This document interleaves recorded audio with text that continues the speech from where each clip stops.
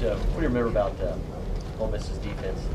The way they played you guys last year. They're really good. They're really physical. Their front four last year was outstanding, and they're very good this year. They lost Kentrell Lockett, their defensive end, for the year, but they got a lot of guys behind them that are really good. So once again, SEC game, it's going to be very tough.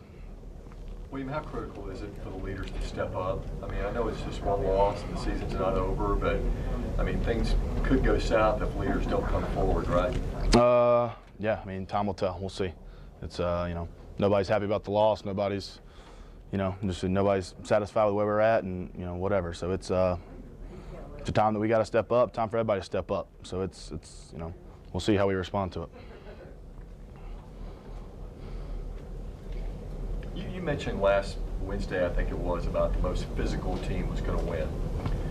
How much does that kind of gnaw at you that they were more physical than you were? A lot. I don't ever like being, out physical about any team, and I don't think I speak for everybody up front and everybody on our offense and everybody on our defense. It's not a good feeling, but they were, and they deserved to win the game.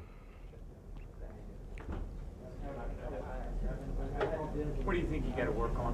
What all areas or all aspects? Yeah, absolutely, all aspects. Just executing, really. There's a lot of execution mistakes, I feel like, on Saturday that that we got to improve on and be ready for in the future. So that's probably the biggest thing I can put my finger on. Coach, you kind of mentioned that some of these mistakes kind of might have been happening every week, and finally it kind of caught up with you guys. Would you agree with that? I mean, yeah, I got to agree with what Coach says. It's yeah. I mean, we're not perfect, and we got to get better, and that's they had a great game plan, and coming off the off week, they were they didn't make hardly any mistakes on defense that I can remember. They were in a great position, and they wanted more than we did, and they beat us. So hats off to them. They played a great game. So what has to change from a team perspective, from Alabama's perspective, if they had the off week? I mean, there are going to be a lot of your future opponents that are looking at that off week, look at the way that they handled you in that game. What do you guys do to counter that? Just like we always say when we come up here, I know you've heard it before, it's about us. It's not about what they think they can do coming off an off week or what time they have to install, whatever. It doesn't matter. We got to play our football, and we didn't do that Saturday, and that's what we got to do.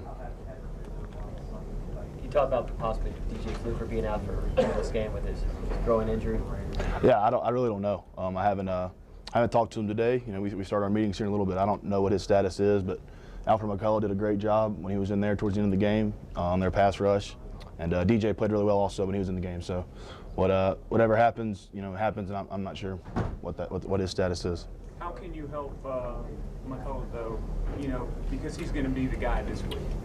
Oh, okay. I'm sorry. I mean, just get in the film room with him. I mean, he's a smart kid. He knows what to do. He's been around. Coming off the bench like he did, being cold like that in obvious pass rush situations, he did a really, very good job. And, we're proud of him, and we're going to rally around him and, make sure he feels comfortable going in this week. We got his back, and he's got our back, and, we'll go from there. And the legend of Julio Jones begins. They talked about him, possibly breaking his hand early in the game, and he played. What a warrior he is. Yeah, that's really, you said it.